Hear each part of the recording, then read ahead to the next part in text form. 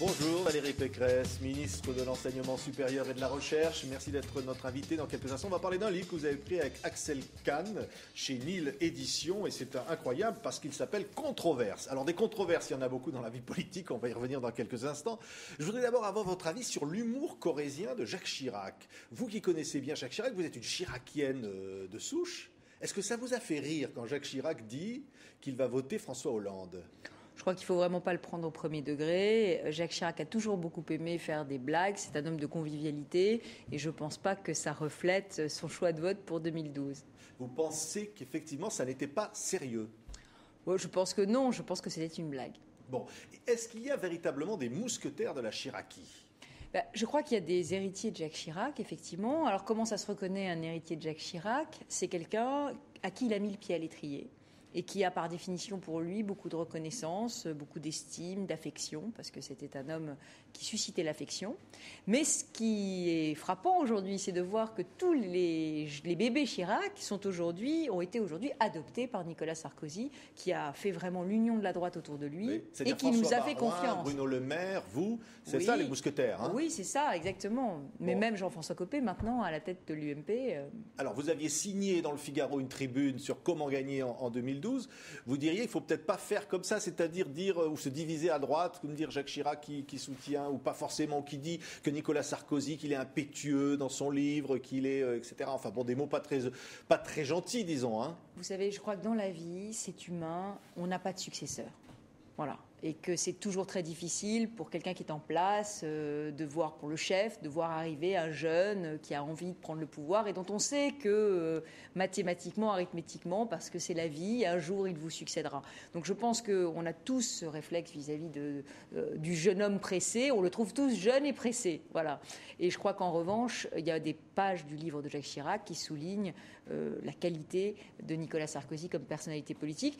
Et je dois avouer que nous, les bébés Chirac, on est très admiratifs de ce que Nicolas Sarkozy a pu faire depuis 4 ans dans le pays, et notamment de la dynamique de réforme qu'il a impulsée, parce que je peux en parler en tant que ministre de l'Enseignement supérieur. On va en parler dans quelques instants, voilà, ouais. mais s'il n'avait pas été là, s'il ne m'avait pas soutenu, cette réforme de l'université ne se serait jamais faite, et ça fait 40 ans qu'on l'attendait et qu'on en parlait. Oui. Il y a des rumeurs qui disent que vous êtes en compétition justement avec les deux autres mousquetaires, avec François Baroin et avec Bruno Le Maire, pour devenir à la place de Christine Lagarde à la fin du mois, si elle est nommée à FMI, pour devenir ministre de l'économie et des finances. C'est vrai ? D'abord, la question est totalement prématurée, puisque Christine, vous le savez, est en train d'abord de présenter sa candidature comme directrice du FMI.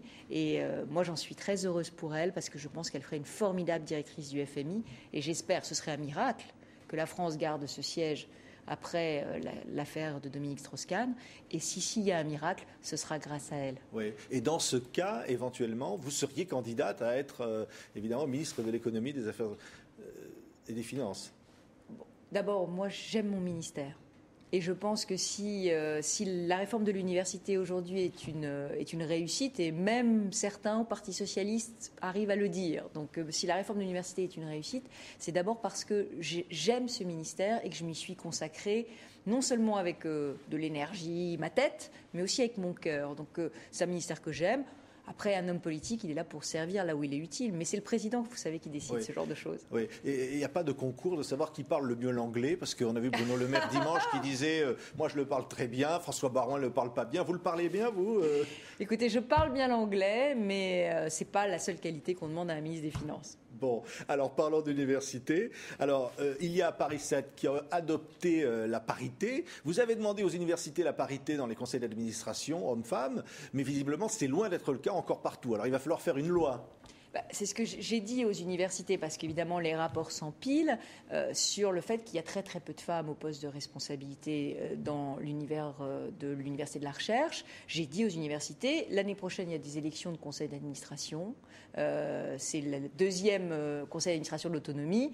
Je pense que ce serait bien que vous ne soyez pas à la traîne des entreprises qui mettent maintenant 40% de femmes dans leur conseil d'administration, ou de la politique qui met 50% de femmes dans tous les conseillers. Plus autoritaires pour l'obtenir. Mais écoutez, moi, je suis peut-être naïve, mais en tout cas, je suis pleine de bonne volonté. Il y a l'autonomie. Les chercheurs et les universitaires sont des personnes ouvertes, des personnes responsables. Moi, je leur demande de faire des listes homme-femme, paritaire, pour qu'il n'ait pas un train de retard sur la parité. Et si ça n'est pas fait, il y a un délai où vous allez décider là qu'il faudra une loi? Être à la traîne de la parité, ça ne peut pas durer longtemps. Je crois que le train de l'histoire aujourd'hui, c'est un homme, une femme au poste de responsabilité. Donc s'il le faut, évidemment, je pense qu'un certain nombre de parlementaires de la majorité proposeront des lois. Oui. Un mot sur ce rapport parlementaire qui vous a été remis hier sur le décrochage à l'université. C'est important, notamment en première année. Alors il y a un certain nombre de mesures qui sont annoncées, qui sont des mesures importantes, peut-être une première année en 2 ans, de nouvelles formations pour les professeurs. Est-ce que tout ça peut être appliqué ? Alors, ce qui est intéressant dans ce rapport, c'est qu'il récapitule toute une série de mesures que nous avons prises depuis 2007. C'était le plan Réussir en licence, parce que vous savez qu'on partait avec 50% de jeunes bacheliers qui échouaient avant la fin de la première année. Et ce que montre le rapport, et ça c'est un chiffre formidablement optimiste, c'est qu'en réalité, aujourd'hui, il n'y a plus que 20% des bacheliers français qui commencent dans l'enseignement supérieur qui n'ont pas de diplôme à la fin. Ça veut dire quoi ? Ça veut dire que l'université a commencé un travail formidable d'accompagnement et de réorientation des jeunes en échec vers des filières de BTS, des filières sanitaires et sociales, des filières professionnelles. Donc en réalité, on accompagne désormais les jeunes vers le lieu où ils pourront réussir. Et on fait aussi des cursus personnalisés pour les plus fragiles, avec du tutorat, avec des semestres de renforcement à la sortie du bac. Donc on est en train de faire une université du sur-mesure. Et ça, c'est la révolution dans l'université. Des quotas aussi pour les bacheliers technologiques et professionnels. Alors c'est une façon aussi d'intégrer finalement cette dimension technique à l'université. Alors ce que propose Christian Demuynck, c'est de réserver des places dans les IUT, les instituts universitaires de technologie, et dans les BTS, les sections de techniciens supérieurs, pour les bacheliers professionnels et pour les bacheliers technologiques. Moi, je ne suis pas pour les quotas. Je ne suis pas pour les quotas parce qu'il y aura toujours des jeunes à qui on dira « Toi, tu as été un jeune quota, tu n'avais pas le niveau, on t'a pris parce qu'il y avait des quotas ». Donc, je ne suis pas favorable aux quotas. Mais en revanche, je pense qu'on peut examiner une mesure qui aurait à peu près le même effet, qui consisterait à dire « Un jeune bachelier professionnel mention assez bien doit pouvoir être pris en BTS. Un jeune bachelier technologique avec mention assez bien doit pouvoir être pris en IUT s'il demande à s'inscrire. Oui. Mais ça va nous obliger à repenser aussi nos formations techniques et technologiques, peut-être à les agrandir. Un mot quand même sur ce livre avec Axel Kahn. C'est droite et gauche, évidemment. Et vous l'avez appelé Controverse. C'est publié chez Nil Édition. Controverse sur, évidemment, l'université, la science, le progrès. Vous n'êtes d'accord sur pas grand-chose, mais finalement, une conversation qui est très enrichissante avec Axel Kahn. Oui, c'est important parce que je pense qu'il y a beaucoup de politique à l'université. Et je pense qu'aujourd'hui, le défi, c'est un défi d'union nationale. C'est est-ce que la France va décliner ou est-ce que la France va rayonner ? Vous savez bien que la concurrence économique, elle s'est transportée sur le terrain de l'éducation. Vous savez bien que beaucoup de pays ont décidé de piller les meilleurs cerveaux de la planète. La France ne peut pas laisser ses universités sans moyens, elle ne peut pas les laisser faibles, elle ne peut pas les laisser morcelés et éparpillés comme c'était le cas depuis mai 68, puisque vous savez que mai 68 a fracassé l'université.